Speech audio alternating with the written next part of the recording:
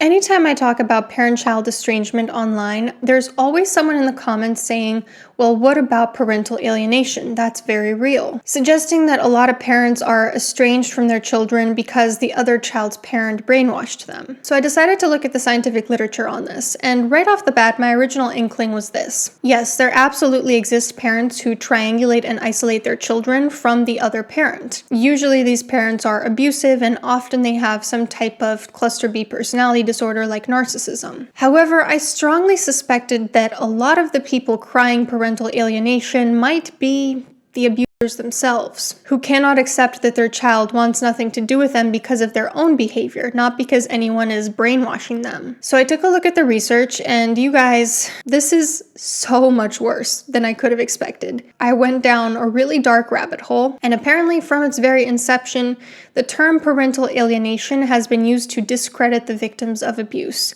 This is going to be a really heavy topic, so buckle in and let's get started.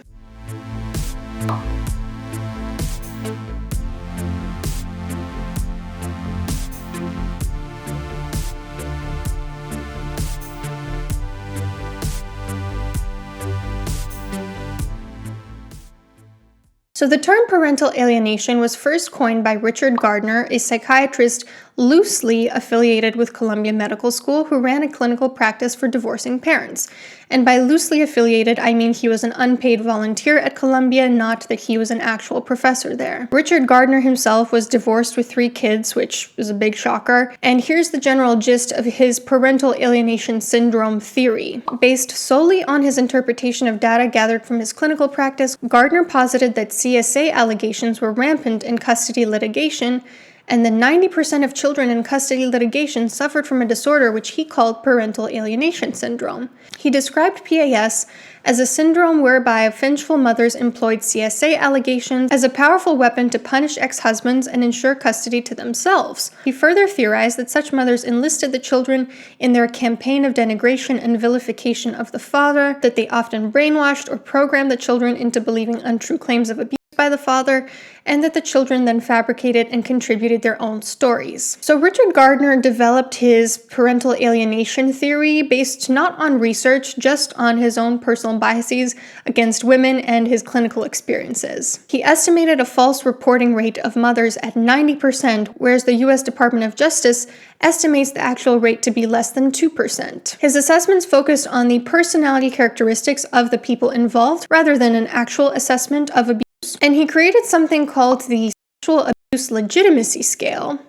Yeah, which was so criticized by scientific experts as garbage that he was forced to withdraw it. Parental alienation syndrome has not been recognized by the American Psychiatric Association or any other medical or professional association. Attempts to include the syndrome in the DSM have been swiftly rebuffed. The American Bar Association concluded that it's a junk science without scientific merit. And as the National Council of Juvenile and Family Court Judges stated, it diverts attention away from the behaviors of the abusive parent who may have directly influenced the children's responses by acting in violent, disrespectful, intimidating, humiliating, and or discrediting ways toward the children themselves or towards the children's other parent. In addition to his theory being largely considered pseudoscience, Richard Gardner had some very concerning views on, I gotta be careful what I say or this is gonna get demonetized. I'll put it on screen, and from here on forth I'm going to refer to it as CA. He was an advocate against mandated reporting, you know, that law that adults in certain fields have to report suspicions of CA, and he was also against immunity for those reporting suspicions of abuse. His remedy for severe parental alienation syndrome was to completely deny the mother contact with her child and to deprogram the child from believing they were abused. And after being subjected to this protocol, some of the children who were forced to then reunite with their rejected parent then unfortunately went on to end their lives. He asserted in a filmed interview that a child who tells his mother he has been blanked by his or her father should be told, "I don't believe you. I'm going to beat you for saying it. Don't you ever talk that way again about your father." He was also accused of expressing sympathy towards people who are, attracted to, What he said is honestly too disgusting for me to even say without getting demonetized, but suffice it to say that Gardner thought CSA is just not so bad for kids, and it shouldn't be vilified in the way that it is. He thought that the majority of CSA claims were the product of parental alienation syndrome rather than actual experiences of CSA. Now, Richard Gardner ended his life at age 72, though I think you'll agree that the legacy he left behind is one that continues to harm thousands upon thousands of victims today. Now that the pseudoscientific parental alienation syndrome theory has infested the courts, child protective services, and the media with headlines such as this, anytime a child has hostile feelings towards one of their parents, the abusive parent can call it parental alienation to their advantage to get more access to that child. It's a diversion strategy meant to distract from the actual question at hand, which is, did abuse occur? Experts recommend that any sort of alienation claims must be set aside until or unless abuse is first ruled out. Trying to consider both simultaneously can be very dangerous. According to Meyer, there's only one empirical study that has tried to look at the actual soundness of parental alienation syndrome, and even then it was just to find the inter-rater reliability of PAS built directly on Gardner's criteria.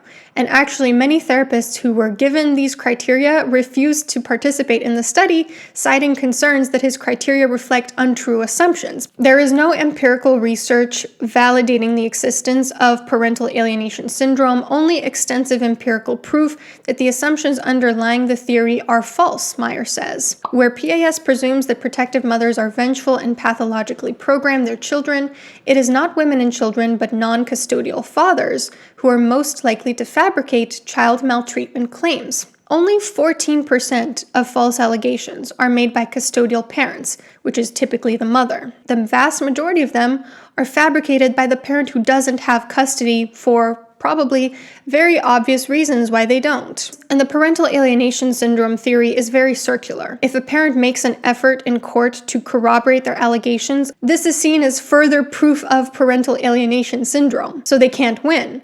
And if they find a therapist to agree with them and corroborate them, the therapist is also accused of participating in the dysfunction of parental alienation syndrome. In more recent times, there's been a shift from calling it parental alienation syndrome to simply calling it parental alienation or the alienated child. Less about the alienating parent and more about a child who just doesn't feel connected to one of their parents in the midst of a divorce. And some of the predictors for this include role reversal with an emotionally needy parent, when a child feels like they need to be the one taking care of their parent who's emotionally immature, lack of warm, involved parenting by the rejected parent, or critical incidents of CA. And these more modern approaches to parental alienation say that the goal should be a more realistic and healthy relationship with both parents rather than just reconciliation with the rejected parent. However, parental alienation as it's used today is still virtually identical to Gardner's original criteria for parental alienation syndrome, and most often without any sort of acknowledgement of its incredibly problematic origins. And the little research that is done on parental alienation from this more modern approach shows that actual alienation of a child is actually quite rare, even when parents make very derogatory statements about the other parent.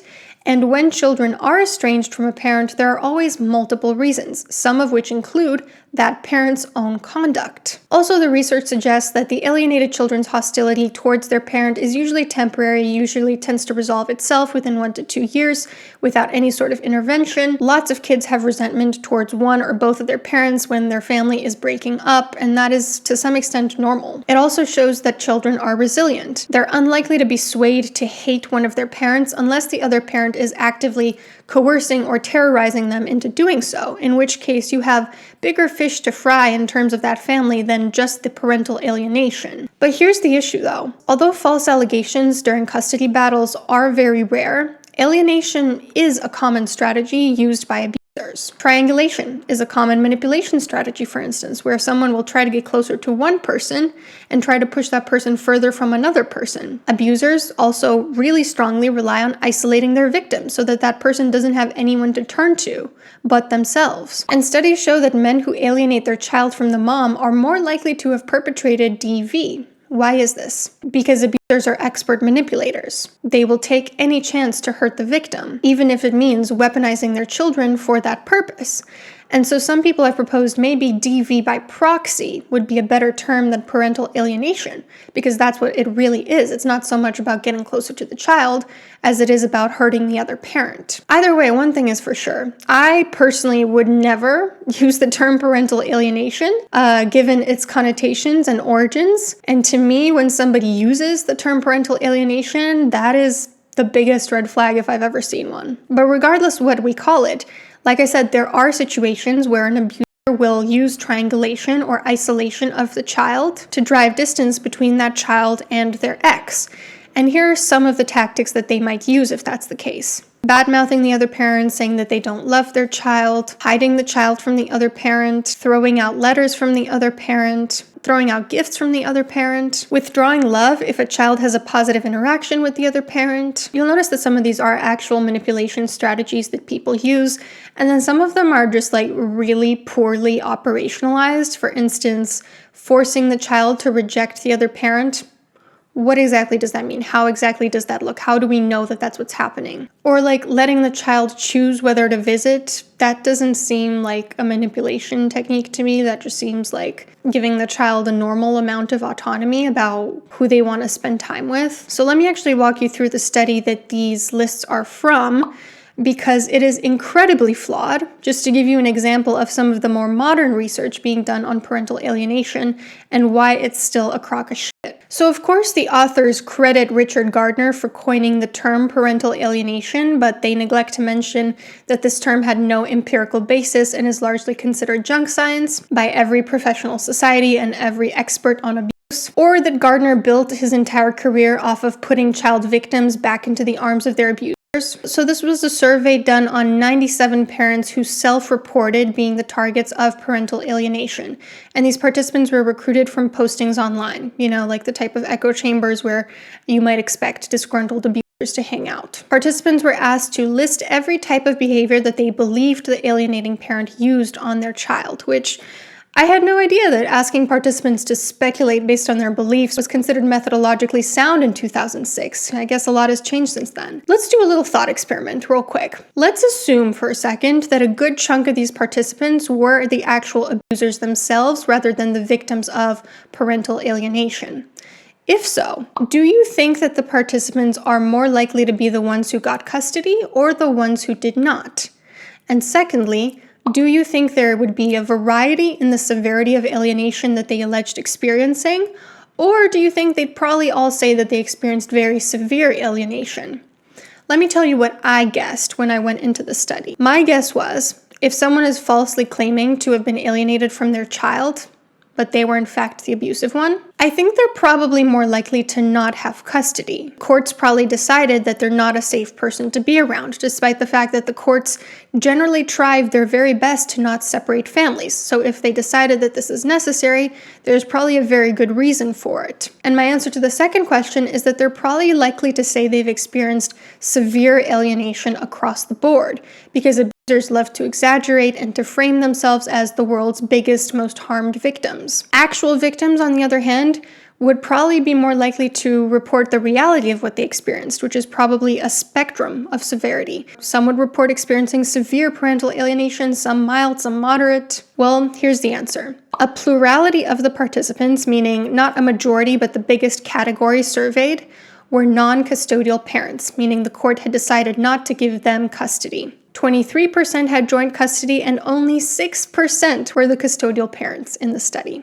And 90.7% of the participants reported that the alienating parent was a level 3 severe obsessive alienator. The researchers also didn't ask participants for the reason they didn't have custody or whether they've ever been prosecuted for abuse. Some of their constructs, like I said, were just so poorly operationalized, like undermining my authority as a parent or forcing my child to reject me. How would you possibly know that? What exactly does that mean? Are we just taking these participants at their word? Because it sounds incredibly vague. And these are some of the direct quotes from participants about the alienating parent. They made my children write me an email. They told my child to accuse me of doing you know what to them. They forced my child to testify against me. They convinced my child to write a letter to the judge saying I'm an alcoholic, which sure sounds like things an abuser would say. Because after all, how would they know this? Unless they had actual eyewitness testimony of these things, of the other parent forcing their child to do these things. These sound like highly biased conjectures based on zero proof and a very high incentive to not believe what the child said. Also, 29 out of the 97 participants said that the alienating parent was bad-mouthing them to the authorities. 14 of them said that they experienced false allegations of abuse, and the other half referred to false allegations of DV or gave little additional information. I don't know about you, but I refer to reporting abuse allegations not as bad-mouthing to the authorities, but as reporting a crime. Now, the authors of the study admit that it's difficult to know for sure whether these self-reported claims of alienation are true. But from where I'm sitting, I can guess with a pretty high degree of confidence that many of these participants were likely the actual abusers themselves. But let me show you a different study. So this is a different, more modern study that focuses on the adult children who self-reported once being alienated from their parent by the other parent. I'm much more likely to believe an adult child who says, I experienced this, than a parent who says, my child experienced this. Because they are not the child, therefore, how could they possibly speak for that child experience? So this was a retrospective study done on 38 adults who self-reported experiencing parental alienation as children. Again, the authors cite Gardner with no mention of his controversies, but the findings are interesting. So the major areas of impact for these children were low self-esteem, depression, drug or alcohol abuse, lack of trust, alienation from their own children, and divorce of their own. So in terms of low self-esteem, a lot of these participants mentioned they'd kind of internalized the hatred of the alienated parent, even physically. You know, like if one of your parents is constantly dunking on your other parent, even seeing that you physically look like that parent in some ways is going to produce a lot of shame internally. There was a lot of self-blame because they believed that alienated parent didn't love them. Later, when they realized that they had betrayed their alienated parent, there was a lot of self-hatred due to guilt. And there was also survivor's guilt about needing to leave behind siblings with the alienating abuser. In terms of depression, the authors speculated that a lot of this might have been caused by feeling unloved by the alienated parent and because of the attachment ruptures that happened during their childhood. The drug and alcohol issues were likely to escape the feelings of pain and loss that they experienced as young children. They experienced a lack of trust in themselves and other people, in their own perceptions, because one parent had sort of convinced them to believe something that wasn't true, gaslighted them essentially. A good chunk of them reported being alienated from their own children, almost as a sort of repetition compulsion, because they married somebody like their alienating parent as a way to kind of like have a corrective experience to get it right this time. And 2/3 of them experienced divorce of their own, which is higher than the general population's rate, but it is consistent with children of divorce, and it's another repetition compulsion of like, let me try to get into a relationship with someone problematic so that this time I can do it over right. Now these findings, I'm much more willing to believe at face value, and they're valuable because they show the true impact of parental alienation, not just for the other parent, but also for the children who can now see what they experienced as adults very clearly. But the vast majority of the very limited body of research on parental alienation does not look at the people who reported being alienated by one of their parents. It looks at the people who say they were alienated from their children by somebody else. It looks at the parents who make these claims, who have a very serious bias and a very high incentive to believe that, and a very high probability of being abusers themselves. So it's an incredibly messy and methodologically disastrous area of research. But here were my takeaways from what I looked at of the research. Parental alienation syndrome theory is a pseudoscientific term that arose out of the clinical experiences and misogynistic biases of a man whose entire career revolved around discrediting victims of abuse.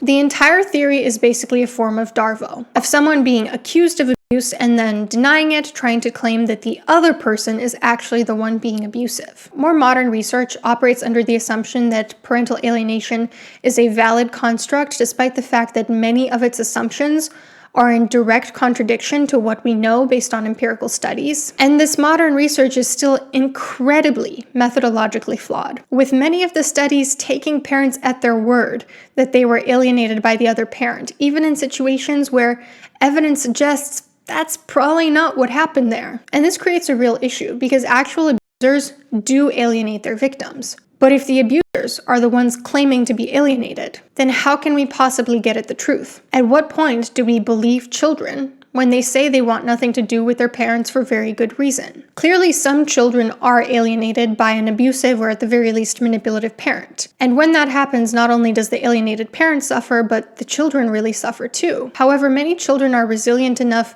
to resist their parents' alienation attempts. And even many of these successfully alienated children then grow up to realize what happened to them, because abuse is hardly ever kept in the dark forever. My personal belief is that we actually need to start believing children more. Sure, children can be manipulated by abusive children, but so can adults. And especially with older children, like teens, adolescents, I think we need to start operating under the assumption that they're thinking for themselves. I mean, I don't know about you, but I was about 10 years old when I started questioning the things that were told to me and the things that I was told to believe. Children past a certain age do not just blindly absorb whatever is fed to them. And even a 3-year-old will sometimes tell you off.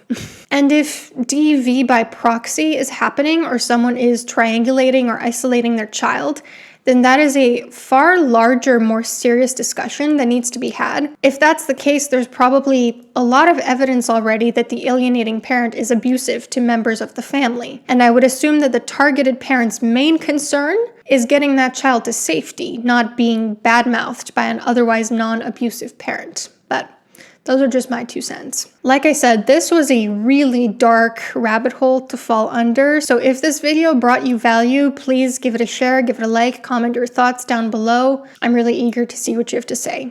I'll see you soon.